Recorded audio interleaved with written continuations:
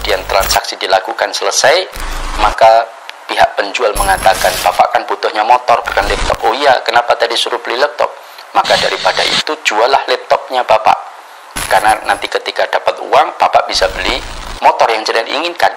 Maka oleh karena itulah kami pihak lembaga menawarkan kembali agar laptop ini kami beli kembali, tapi dengan harga 5 juta. Maka Bapak akan dapat duit cash ya. Saya nggak ngutangi uang 5 juta suruh bayar 6 juta, tidak. Tapi kami jual motor harga 6 juta dicicil selama 1 tahun per bulan 500.000. Kemudian Bapak jual motor tersebut, saya beli kembali dengan harga 5 juta.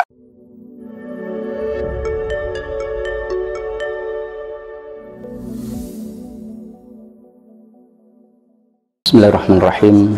Assalamualaikum warahmatullahi wabarakatuh. Jamaah Inspira yang saya muliakan, alhamdulillah pada kesempatan ini saya menyampaikan satu hadis dari baginda Rasulullah sallallahu alaihi wasallam tentang praktek dalam muamalah yang dilarang oleh beliau. Beliau menyebutkan tentang 4 perkara yang apabila seorang hamba Allah melakukan 4 perkara ini, maka Allah subhanahu wa ta'ala akan menghinakan hamba tersebut. Rasulullah sallallahu alaihi wasallam mengatakan, idza tabaya'tum bil 'inah wa akhadtum adnabal baqar wa raditum biz zara wa taraktumul jihad sallallahu alaikum dullan hatta tarji'u ila dinikum. Rasulullah sallallahu alaihi wasallam mengatakan, apabila kalian melakukan praktek inah, yaitu praktek riba, wa akhadtum adnabal baqar, dan kalian hanya disibukkan dengan pertanian kalian atau peternakan kalian, wa raditum bizara, dan mereka kalian hanya ridho dengan bisnis-bisnis kalian, urusan-urusan perkebunan kalian, wa taraktumul jihad, dan yang keempat kalian tinggalkan jihad di jalan Allah subhanahu wa ta'ala. Maka kata Rasulullah alaihi salatu wassalam, sallallahu alaikum dullan hatta tarji'u ila dinikum, maka Allah akan liputi kalian dengan kehinaan. Maka jatuhnya umat Islam, runtuhnya umat Islam, keterbelakangan umat Islam bukan karena kepiawaian, bukan karena keperkasaan musuh-musuh Allah, tetapi Allah sendiri yang menghinakan kita karena lantaran akibat dari perbuatan kita, yaitu melakukan praktek riba. Kita hanya disibukkan dengan urusan pribadi kita masing-masing, tidak peduli dengan urusan agama-agama kita. Kita hanya ridho dengan urusan pribadi kita, dan kita meninggalkan jihad.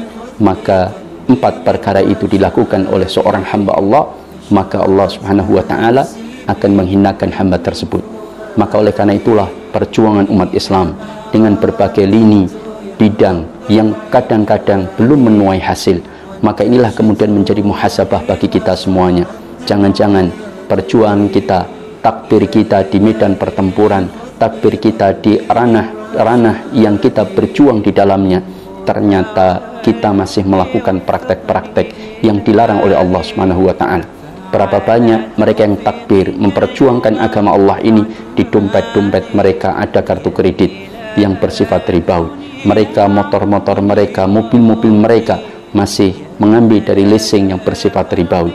Maka oleh karena itulah menjadi perhatian kita bagaimana kita bermuhasabah dengan satu praktek yang dilarang oleh Rasulullah sallallahu alaihi wasallam, yaitu praktek inah. Apa itu praktek inah? Maka kita jelaskan di sini sedikit tentang praktek inah. Praktek ini dilarang Rasulullah sallallahu alaihi wasallam karena hakikatnya adalah pengelabuhan. Yang hakikatnya praktek ini adalah riba, tetapi dikelabui seolah praktek ini adalah jual beli. Para ulama sebagian menafsirkan tentang apa itu inah, yaitu praktek utang piutang yang hakikatnya tetapi dikelabui dengan jual beli. Saya pernah mendapati praktek ini dilakukan dalam sebuah lembaga keuangan ya syariah yang kemudian kita koreksi, alhamdulillah kemudian dihentikan, yaitu praktek di mana lembaga tersebut kemudian mempraktekkan ada orang ketika ingin berhutang atau ingin membeli sebuah barang yang kemudian biasanya lembaga itu menyediakan barangnya, kemudian dijual dengan dia mengambil keuntungan dan pembayaran dilakukan secara kredit. Tetapi ternyata ada sebuah lembaga yang kemudian mempraktekkan inah, seolah-olah dia merasa bahwa dia adalah jual beli bukan riba, tetapi praktek yang sebetulnya dan hakikatnya adalah praktek riba. Contoh misalkan, jika datang seseorang misalkan, Pak saya butuh motor misalkan harga 5 juta rupiah atau 6 juta rupiah, saya pengen kredit selama 1 tahun, maka si pemilik lembaga tersebut mengatakan, oh tidak apa-apa silahkan ya, saya akan menyediakan apa yang jenengan inginkan, tetapi saya tidak akan mencarikan motor. Idealnya seharusnya lembaga itulah yang kemudian mencarikan motor. Misalkan dia menyampaikan, saya ingin motor dengan tipe ini, merek ini, kualitasnya standar, kemudian harganya berkisar antara 5 sampai 7 juta misalkan. Maka seharusnya kemudian dia mencarikan motornya, kemudian dia beli motornya, lalu ditawarkan kepada nasabah, lalu nasabah cocok membeli, tawar-menawar di antara mereka, kemudian pembayaran dilakukan saat kredit sah. Ini menurut jumhur ulama. Tetapi yang terjadi adalah dia justru menawarkan barang lain. Ya, misalkan, mohon maaf Bapak, misalkan daripada kami mencarikan motornya belum tentu Bapak ini cocok, maka lebih baik kita transaksi saja laptop misalkan. Laptop disediakan di kantor, kemudian disuruh membeli. Maka nasabah mengatakan, loh saya kan butuhnya enggak apa namanya, enggak laptop tapi motor. Tenang saja Bapak, pokoknya beli saja, nanti Bapak akan mendapatkan apa yang diinginkan. Nah sekarang ini ada laptop, silahkan beli dengan harga 6 juta, dicicil selama per bulan selama 1 tahun, tiap bulan 500.000, total 12 kali berarti 6 juta rupiah. Laptop ini saya jual kepada Bapak 5 juta rupiah, saya beli 5 juta, saya jual ke Bapak 6 juta, dicicil selama 1 tahun, per bulan 500.000. Selesai. Setelah laptop diserahkan, tanda tanganlah mereka akad jual beli murabahah. Setelah kemudian transaksi dilakukan selesai, maka pihak penjual mengatakan, Bapak kan butuhnya motor bukan laptop. Oh iya, kenapa tadi suruh beli laptop?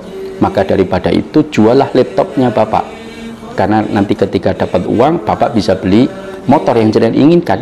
Maka oleh karena itulah kami pihak lembaga menawarkan kembali agar laptop ini kami beli kembali, tapi dengan harga 5 juta. Maka Bapak akan dapat duit cash ya. Saya nggak ngutangi uang 5 juta suruh bayar 6 juta, tidak, tapi kami jual motor harga 6 juta, dicicil selama 1 tahun, per bulan 500.000, kemudian Bapak jual motor tersebut, saya beli kembali dengan harga 5 juta. Inilah praktek yang disebut oleh para ulama adalah bai'ul inah, praktek inah, dan ini hukumnya adalah haram karena bersiasat kepada yang haram. At-tahayyulu alal haram haramun, bersiasat kepada yang haram hukumnya haram, karena hakikatnya adalah utang piutang. Karena jual beli itu hanya kamuflase saja, hakikatnya dia tidak membeli laptop, karena orang itu tahu bahwa laptop itu akan dikembalikan lagi kepada penjual dengan harga yang lebih rendah. Maka oleh karena itulah praktek inah ini juga pernah terjadi dalam sukuk murabahah, di mana ketika pihak instansi kemudian menjual sukuk, katakanlah sebuah bangunan entah apapun ya, kemudian dengan nilai tertentu, kemudian dalam jangka 5 tahun kemudian dijual katakanlah 500 miliar, kemudian pihak pembeli atau investor kemudian akan mendapatkan mendapatkan ijarah, sewa, karena misalkan yang dijual itu gedung, kemudian ketika dijual gedung tersebut dalam bentuk sukuk murabahah, dibeli oleh investor katakanlah 500 miliar, kemudian setelah dibeli berarti milik investor, maka gedung itu pada dipakai oleh instansi yang menjual tersebut, maka kemudian disewa ya, disewa selama 5 tahun, per tahun katakanlah 500 juta ya, maka selama 5 tahun berarti 2,5 miliar, maka nanti investor mendapatkan keuntungan sewa dari gedung tersebut. Setelah 5 tahun selesai, maka gedung itu dibeli kembali oleh pihak penerbit dari sukuk, kemudian gedung tersebut menjadi milik penerbit kembali dalam jangka 5 tahun dengan harga yang sama, yaitu 500 miliar. Nah ini sesungguhnya kata para ulama adalah praktek inah, karena hakikatnya dia ngutang 500 miliar ngasih tambahan 2,5 miliar, karena hakikatnya gedung itu tidak dijual, itu hanya underlying aset saja atau kamuflase saja yang kemudian seolah-olah jual beli gedung. Andaikan pemilik investor kemudian nggak menjual gedung tersebut, apakah boleh? Nggak mungkin, karena sudah dipersyaratkan di awal 5 tahun kemudian harus dibeli kembali oleh pihak instansi tersebut, dalam ini mungkin pemerintah dan lain sebagainya. Maka oleh karena itulah, inilah praktik inah yang kemudian dilarang oleh para ulama. Dan praktik ini banyak terjadi terutama di negeri-negeri tetangga kita, dalam lembaga-lembaga keuangan mereka. Alhamdulillah kemudian banyak ulama yang mengkoreksi dan sekarang banyak ditinggalkan. Maka jamaah dimuliakan Allah, karena ini sesungguhnya kamuflase dari praktek-praktek haram. Dan kata Imam As-Sukhtiyani bahwa melakukan praktek haram dengan melakukan siasat seolah-olah kelihatan halal, maka praktek itu dosanya lebih besar, kata beliau, karena dia telah mensiasati sesuatu yang haram padahal hakikatnya masih haram, seolah kelihatan halal. Dia praktekkan seolah-olah jual beli padahal praktek itu adalah utang piutang dengan meminta tambahan. Jual belinya hanya sebuah kedok atau kamuflase agar seolah-olah utang piutangnya adalah bukan praktek utang piutang yang mengandung riba. Maka oleh karena itulah para ulama kemudian memberikan komentar tentang praktek-praktek yang terjadi di masa kita berkaitan dengan bai'ul inah, praktek inah, yaitu sesuatu praktek yang haram seperti utang piutang yang kemudian dikamuflase dengan jual beli, yang hakikatnya jual beli itu tidak terjadi, hanya sekedar untuk kelihatan bahwa praktek itu adalah jual beli padahal adalah utang piutang. Wallahu ta'ala a'lam. Nah, sedangkan praktek tawarruk, ya, ini ulama khilaf memang. Kalau praktek inah itu ulama sepakat bahwa inah itu hukumnya haram. Sedangkan praktek tawarruk ini ulama berselisih pendapat.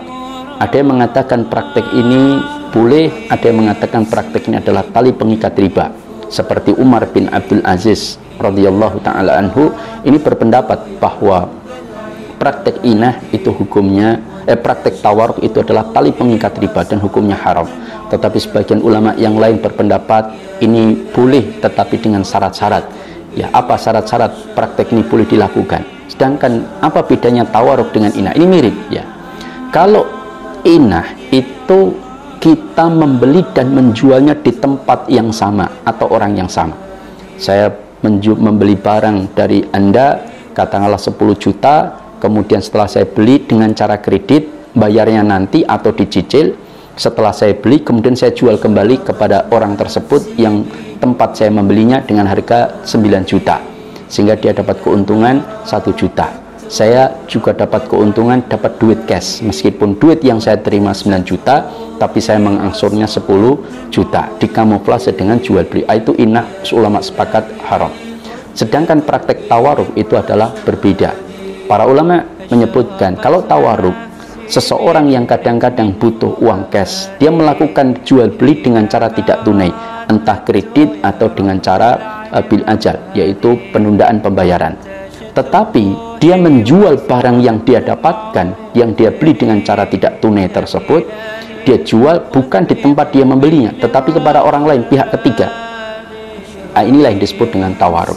Misalkan saya butuh duit 10 juta, saya datangi itu toko elektronik yang kemudian punya kawan atau jamaah, kemudian boleh nggak saya membeli seperangkat alat kamera yang harganya kira-kira 10 jutaan? Oh bisa Ustadz, berapa? Boleh saya bayar 3 bulan lagi? Oh bisa, enggak apa-apa.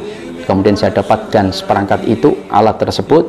Niat saya bukan untuk mendapatkan kemanfaatan alat itu, bukan, tetapi setelah saya dapatkan, tujuan saya adalah saya jual kembali ke orang lain dan supaya saya dapat duit cash. Itulah praktek tawarruk. Setelah saya dapatkan dengan harga 10 juta, saya bayar 3 bulan lagi karena penjualnya adalah jamaah kenal dan percaya. Kemudian saya bawa pulang itu kamera, saya tawarkan ke saudara untuk saya jual, katakanlah entah 9 juta atau 10 juta. Nah, maka inilah praktek yang disebut dengan tawarruk. Sebagian ulama membolehkan, ya, dan sebagian ulama mengharamkan karena dia merupakan bagian dari tali pengikat riba. Yang membolehkan itu pun dengan syarat-syarat yang harus terpenuhi. Apa itu? Pertama, dalam keadaan darurat, ya, bukan sesuatu yang tidak darurat. Harus betul-betul dalam keadaan yang mendesak.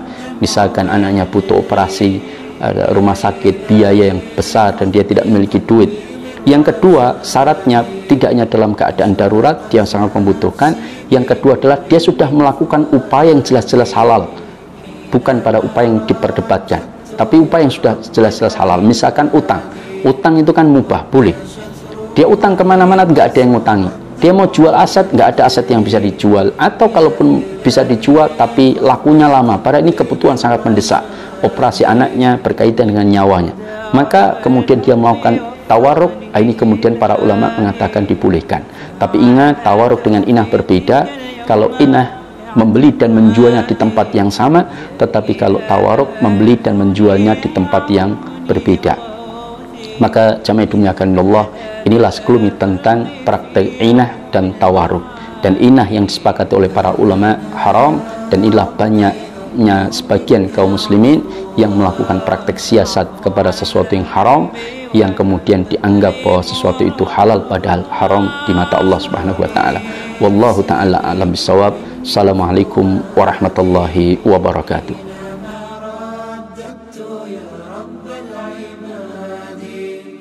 وانتشت روحي وصار الدمع